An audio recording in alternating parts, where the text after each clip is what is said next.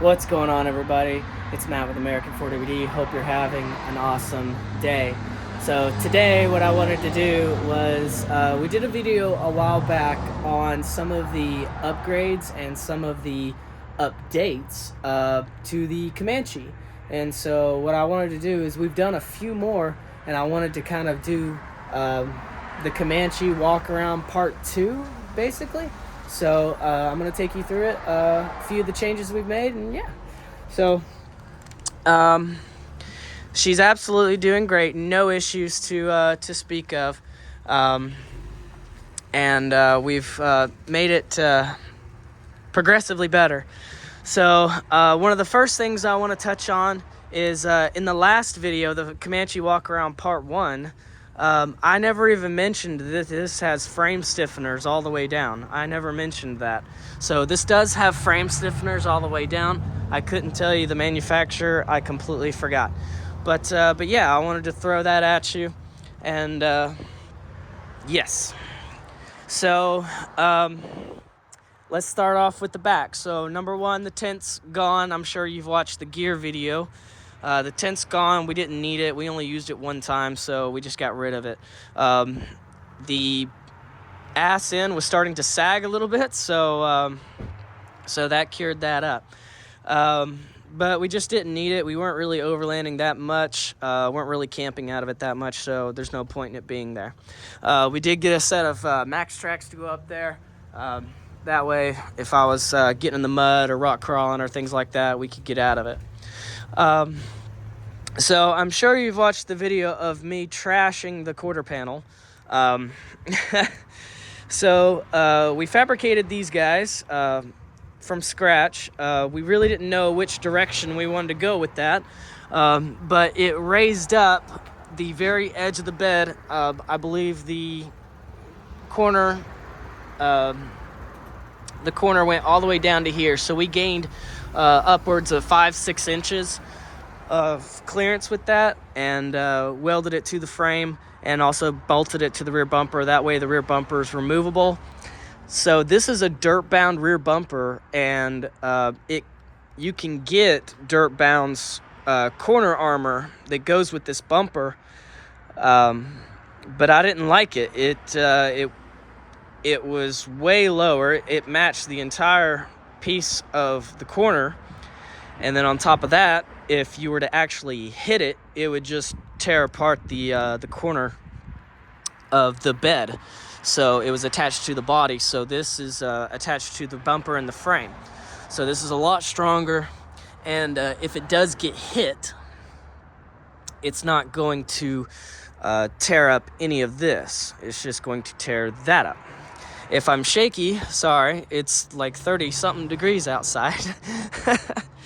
But yeah, we made those, and so I gained a lot of clearance there. The rear shocks, the lower mounts on the rear axle, they were way too high, so it was limiting my up travel, and with the tent and all the weight on it, the shocks only had about 3 inches of up travel, so if I hit a hard pothole or something like that, it pretty much jolted the whole bed. So we took the lower shock mounts, angled them down, which created more travel. So yeah. One of the other things is the front shocks. So the front shocks, remember that the truss kit for this is not made yet. There is no truss kit for JT axles to MJ, ZJ, TJ. So we had to take a JK, the Artec JK to TJ truss, and fabricate it. So the shock mounts, the lower shock mounts, sorry, the phone's, I'm trying not to shake, it's cold, but the lower shock mounts on the front, they were built into the spring purchase up here. So they were up about 1 inch, and they were further in. So basically what was happening is the shocks were straight up and down. So they were way too close to the frame. So anytime that I went to travel, that shock would go down and it would also go in towards the frame, and it was contacting the frame, the unibody, whatever.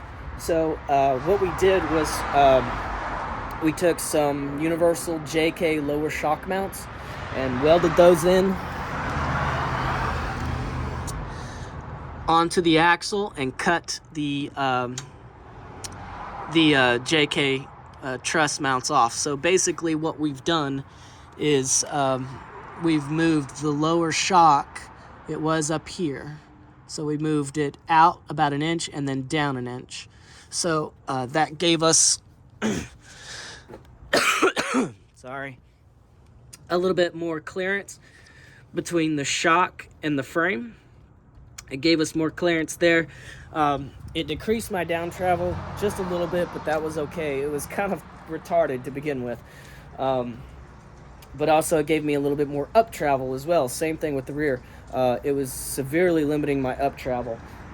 Also, we couldn't get the bump stop correctly, because remember, I had the aluminum bump stop cups, the 4-inchers in here, and since this axle's pushed so far forward, the cups would contact the spring, and that was causing a big issue. So we added on a bump stop. My front bump stop is actually on the bottom of the shock, so you can see it right there. So this is my bump stop for the front. Somebody's probably gonna say, oh, that's no good, or somebody's got an opinion about it, but honestly, as long as you're not launching the damn thing or trying to go out in the desert and bob around and do 100 miles an hour, it's fine. It'll do the job. But it increased my up travel. No more clinking around trying to get the bump stops to meet perfectly, because when the axle articulates, the bottom bump stop and the upper bump stop, they don't line up, so it cured all that. So yeah, anyways. One of the big things you'll notice is, or one of the big things that we did was we took the transmission cooler that was mounted down here. We took that and we mounted it right here.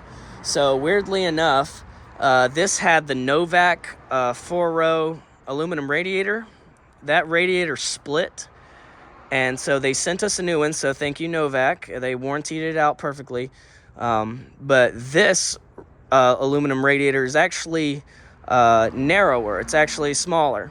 So the reason we couldn't put this transmission cooler up here is because the old radiator was so far forward. It didn't have any room, but since this radiator is so much skinnier, we were actually able to sit it back in its normal location and had more room to put the transmission cooler. So that worked out. I've noticed a huge difference in my trans temps. I have less fans because that had to use its own fan down there. So now I get to use the radiator fans to cool that. It's made a huge difference. It's fantastic. It was perfect. That worked out. It was a pain in the ass, but it worked out. So yeah, there's the radiator. Oh, and also the AC condenser, because this radiator is so much skinnier, it's almost the same width as the factory radiator, and so now the AC condenser fits in its factory mounted location. So that all worked out. One of the other things was when I was wheeling, I had the factory shifter, and I have tried to get that factory shifter for the park, reverse, neutral, third gear and second gear to line up with the 4L80 as best I could, and I still couldn't get it. So I couldn't put the transmission in second gear or first gear. So whenever I got up on an obstacle and I started to give it a little bit, it would immediately shift. It would go first, second, third, and it was causing a big issue.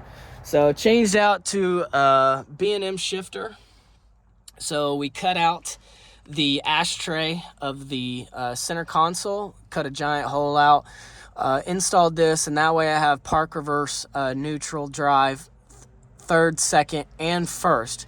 So now I can manually shift the Comanche into first gear if I'm on an obstacle and I don't want it to shift. I can tell the transmission what I want. So yeah, we did that, and that has been a fantastic modification. It's great. Another thing is we need more skid plates. So the transmission pan on the 4L80 is huge, and there was no protection. So we just fabricated a transmission skid plate out of some scrap steel we had laying around. So let me get you a better shot of that. And we reinforced it.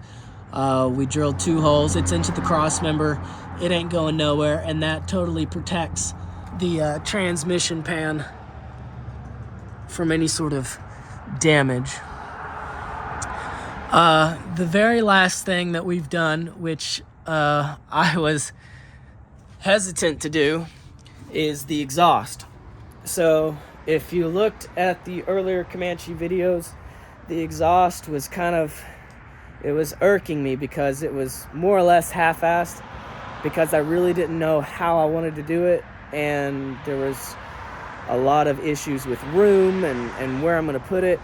So I finally just bit the bullet and just redid it.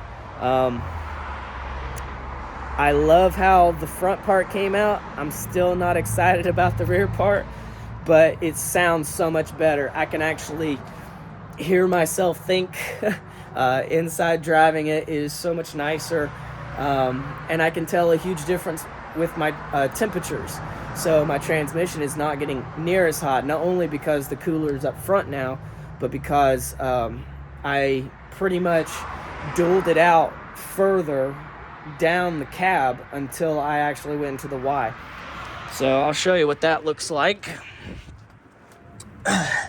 So here is my exhaust coming out, and so right here normally, or back in the day, that's where I had my Y. So I had 2 going into 1, and then trying to fit it, a 3-inch pipe between the top of the body and the bottom of this cross member in here was just a pain in the butt. And then I had my muffler. So what we've done is we've just extended the true duals, which actually worked out a lot better because they're further away from the transmission pan. I know that doesn't look like it from this angle, but it actually is. It's actually further away, so that's nice. And we dualed it out all the way to where the Y sits right there, which actually is taller now. So the catalytic converter was right here, and it poked down real hard, and I was waiting for a rock to take it out. So now the exhaust is pretty much in line with the frame. It's a lot higher. It's a lot better protected. We redid the Y, so it's actually flowing worth a damn.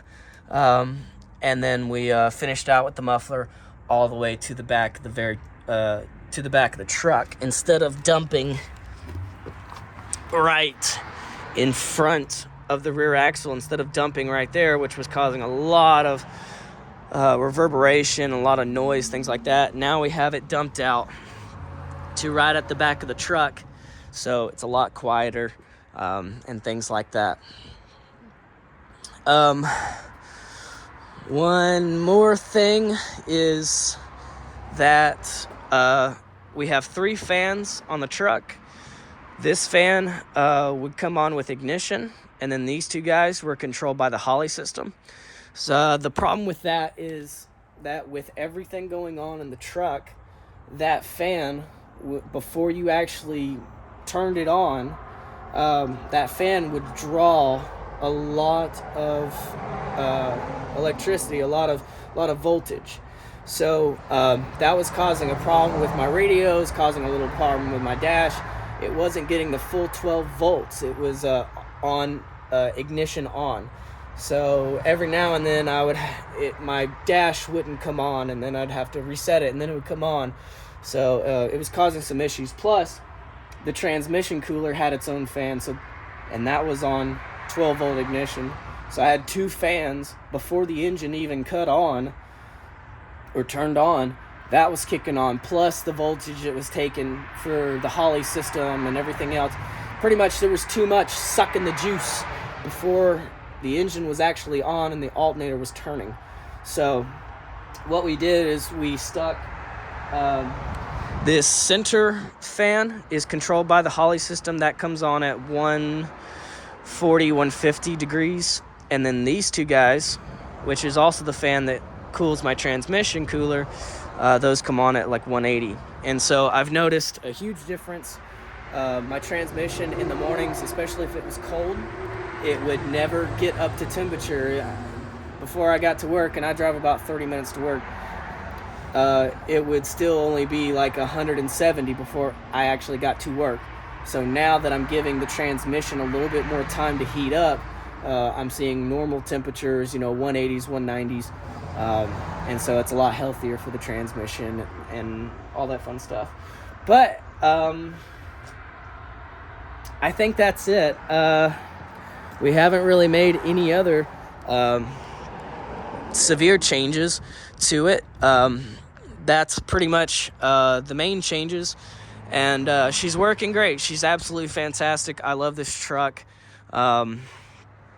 If you've watched the old video of me trashing the quarter panel, of course we cut all that out and put these guys in there. And then also my rear drive shaft was trashed, and we got that fixed up, cured up. So now I can drive down the road at 70 miles an hour and it's just smooth as glass, instead of 20 miles an hour trying, vibrating my brains out. So guys, I appreciate it. Thank you so much for watching. This was the Comanche Walkaround Part 2, or I guess more or less the updates that we've made to it. They're small, but they've really changed the way that this thing drives, handles, functions. It's just much better. So every now and then we'll just keep making a little better change to it, a little tweak here, a little tweak there, and by the time we're done with it, it's just going to be fantastic. It already is, but every little tweak to make it better is fantastic. But guys, I appreciate it so much. Thank you so much. Like, comment, subscribe, all that fun stuff, and we will see you later.